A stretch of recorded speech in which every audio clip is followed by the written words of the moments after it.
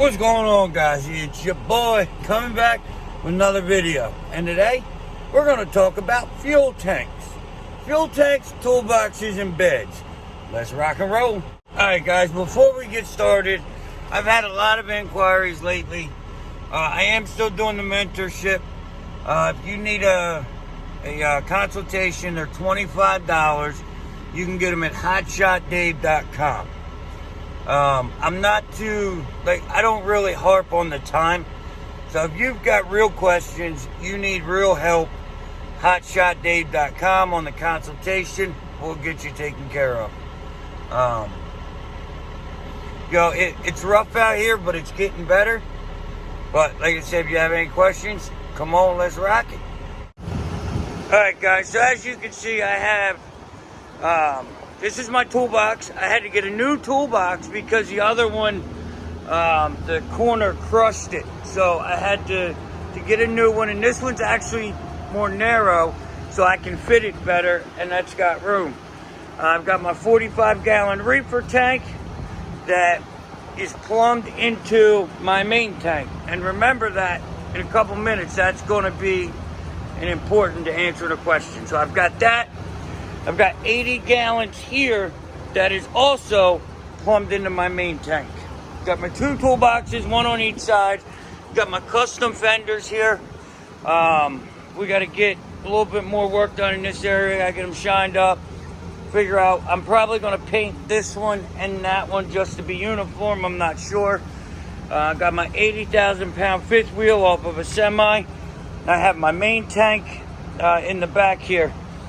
I just put the hitch on this morning, or this weekend. We're waiting on new lights to come in for the fenders. I've ordered all lights for those. But I've had a lot of questions about tanks. And a lot of people are under the misunderstanding that you need hazmat for over 119 gallons. That is false. Semis have 300 gallons of fuel. Think about it. So, what you have to do is, it has to be plumbed into the truck. It has to either feed the engine one way or the other. And now, by me feeding these tanks, and this tank feeds the engine, that's 100% legal. So I do not need a permit. Now, if I had a 200-gallon tank here with no lines and a nozzle on it, I would need a hazmat permit for that. That I would. And now, I've also, a lot of people throw the word gravity fed around. What is gravity feed? Gravity feed means just what you hear. Gravity feeds it. No shutoffs, no pumps, no nothing. That there is 100% illegal. You must be able to stop the flow of fuel if something happens to that truck. So, I can stop that fuel with I have a little thing in here, right here. I know it's kind of a mess under there, but right there's my valve.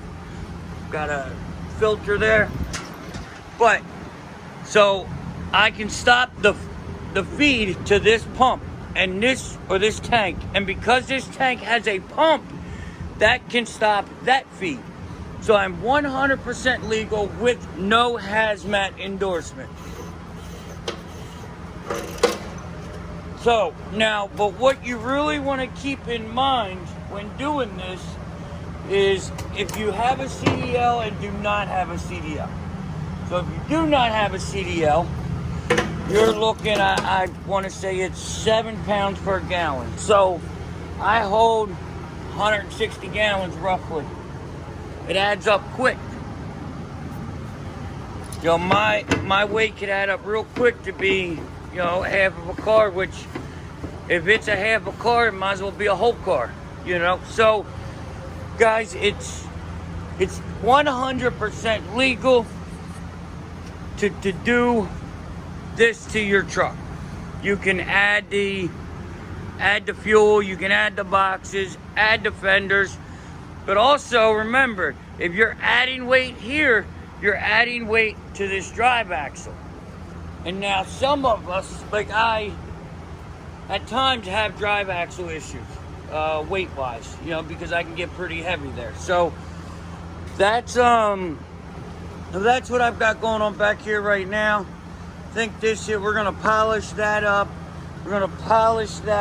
And I think what I'm gonna do here, I think I'm gonna paint this like a white, maybe white to match the truck. Just have the outside chrome polished like that. The reason for that is because polishing in there is going to be a mess. Then I'm getting new mounts here that I can lower. That's actually going to lower down a little bit, maybe make my life a little bit easier certain times. So, I mean, that's what we got going on right now with the back of the truck. You know, working on, you know, getting it to where I like it. I'm pretty happy right now. It looks good. It's fully functional. So, yeah. Now, I've had last 2 days, I don't know why, but I've had a lot of questions on mega cabs. Mega cabs, in my opinion, are not the best suited truck. Now, I'm not going to say they can't do the job. They're not the best suited truck. Because I need, for this here, I need 3 feet from there to my cab, okay? I have 84 inches. But if you get a mega cab, it's like right there. There isn't room. So they make, like, I don't know, setbacks that set you back 9 inches. So you just think, if I'm right here, you've got a thing that comes out and comes back 9 inches and up.